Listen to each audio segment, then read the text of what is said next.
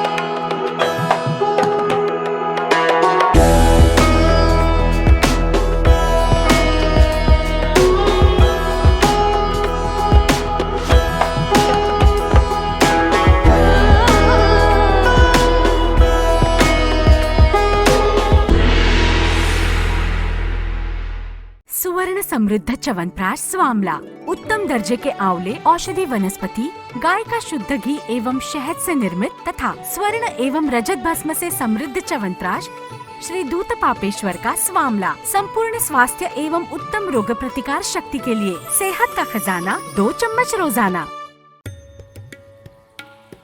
Sri Ayurvedic presents Pandit D. Gopalacharlu's Madhifala Rasayanam. It is made with tons of natural sweet lime, lemon and ginger. It works effectively in indigestion, gas trouble, loss of appetite and jaundice. With Pandit D. Gopalacharlu's Madhifala Rasayanam, stay safe, stay healthy.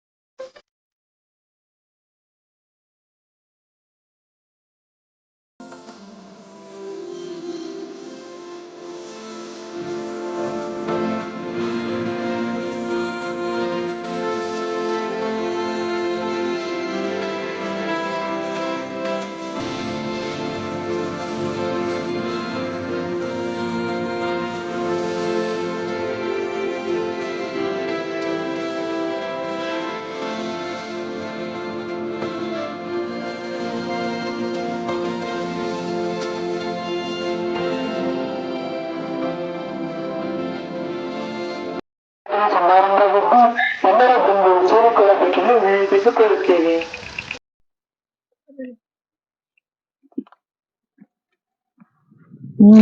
ನಾವಿವತ್ತು pre camp ಬಂದಿದ್ವಿ ಹೊಂಬಳ ಗ್ರಾಮಕ್ಕೆ. ನಮ್ದು ಒಂದು main intention ಏನಿತ್ತಂದ್ರೆ ಇಲ್ಲಿನ ಜನಗಳಿಗೆ ಆಯುರ್ವೇದ ಬಗ್ಗೆ ಎಷ್ಟು ಗೊತ್ತು ಅನ್ನೋದು ನನ್ನೊಂದು ಕ್ವಶನ್ ಇತ್ತು. ನಾವು ಪ್ರೀ ಕ್ಯಾಂಪ್ ಮಾಡ್ಬೇಕಾದ್ರೆ ಒಂದು ಸರ್ವೆ ಮಾಡಿದ್ವಿ. ಅದರಲ್ಲಿ ನಾನು ಕೇಳಿರ್ತಕ್ಕಂತ ಪ್ರಶ್ನೆಗೆ ಆ ಹಳ್ಳಿ ಜನ ಏನ್ ಹೇಳಿದ್ರಂದ್ರೆ, ನಾನು ಕೇಳಿರ್ತಕ್ಕಂತ ಪ್ರಶ್ನೆಗೆ ಆ ಹಳ್ಳಿ ಜನರು 60% ಆಯುರ್ವೇದ ಗೊತ್ತಿಲ್ಲ ಅಂತಾನೆ ಹೇಳಿದ್ರು. ಅದ್ರಲ್ಲಿ 40% ಆಯುರ್ವೇದ ತಿಳಿದು ಅದನ್ನ ಅವ್ರ ಜೀವನದಲ್ಲಿ ಅಳವಡಿಸಿಕೊಂಡಿದ್ದು ಉಂಟು. ಆದ್ರೆ 60% ಅಲ್ಲಿ ಹೇಳಿದರಲ್ಲಿ ಅವ್ರದ್ದು ಹಾವಭಾವ ಹೇಗಿತ್ತಂದ್ರೆ, ಆಯುರ್ವೇದ ಅಂದ್ರೆ ಏನು, ಆ ಒಬ್ರು ಡಾಕ್ಟರ ಅಥವಾ ಅದೇನೋ ಅಂತ ಈ ತರ ಕೇಳ್ತಿದ್ರು. ಅಂದ್ರೆ ಆಯುರ್ವೇದ ಒಂದು ಚಿಕಿತ್ಸೆ ಅನ್ನೋದನ್ನು ಕೆಲವೊಬ್ಬರಿಗೆ ಇನ್ನೂ ಗೊತ್ತಿಲ್ಲ. ನಾವು ಒಂಬಳ ಬರೋದಕ್ಕಿಂತ ಮುಂಚೆ ಇಲ್ಲಿ ಒಂದು ಜನಸಂಖ್ಯೆ ನೋಡಿ ನಮಗೆ ಆಯುರ್ವೇದ ಬಗ್ಗೆ ಗೊತ್ತಿರುತ್ತೆ ಜನಕ್ಕೆ ಅನ್ಕೊಂಡಿದ್ವಿ. ಆದ್ರೆ ಈ ಒಂದು ಪ್ರಶ್ನೆಗಳನ್ನು ನೋಡಿದಾಗ ನನ್ನಲ್ಲಿ ಒಂದು ಭಾವನೆ ಏನ್ ಹುಡ್ಕೊಂತ ಅಂದ್ರೆ, ನಾವು ಈ ಒಂದು 7 ಕ್ಯಾಂಪ್ ಏನ್ ಮಾಡ್ತೀವಲ್ಲ, ಅದಾದ್ಮೇಲೆ ಇಲ್ಲಿ ಈ ಒಂದು 60% ಏನ್ ಆಯುರ್ವೇದ ಬಗ್ಗೆ ತಿಳಿದಿಲ್ಲ ಅವ್ರಿಗೆಲ್ಲ ನಾವು ರೀಚ್ ಆಗಿ ಆ ತಿಳಿದಿರ್ತಕ್ಕಂತ ವ್ಯಕ್ತಿಗಳಿಗೆ ನಮ್ಮ ಆಯುರ್ವೇದವನ್ನ ತಿಳಿಸೋದು ನನ್ನ ಒಂದು ಮುಖ್ಯ ಉದ್ದೇಶ. ಧನ್ಯವಾದ.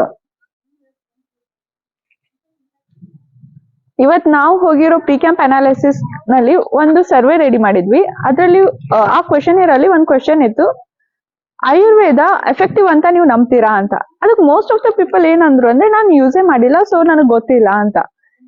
ಜಾಸ್ತಿ ಜನ ಏನ್ ಹೇಳಿದಾರಂದ್ರೆ, ಅವ್ರು ಆಯುರ್ವೇದನ ಅಷ್ಟು ಉಪಯೋಗಿಸಿಲ್ಲ, ಅವ್ರಿಗೆ ಆಯುರ್ವೇದದ ಹೆಸರು ಕೇಳಿದಾರ ಬಟ್ ಅದ್ರ ಮೇಲೆ ಅಷ್ಟೊಂದು ನಂಬಿಕೆ ಇಲ್ಲ, ಅದು ಪರಿಣಾಮಕಾರಿ ಅಂತ ಅವ್ರಿಗೆ ಅನ್ಸೋದಿಲ್ಲ, ಅದು ಸ್ಲೋ ಆಗಿ ರಿಕವರಿ ಆಗಕ್ಕೆ ಸ್ಲೋ ಆಗತ್ತ ಅಂತ ಹೇಳಿದಾರೆ.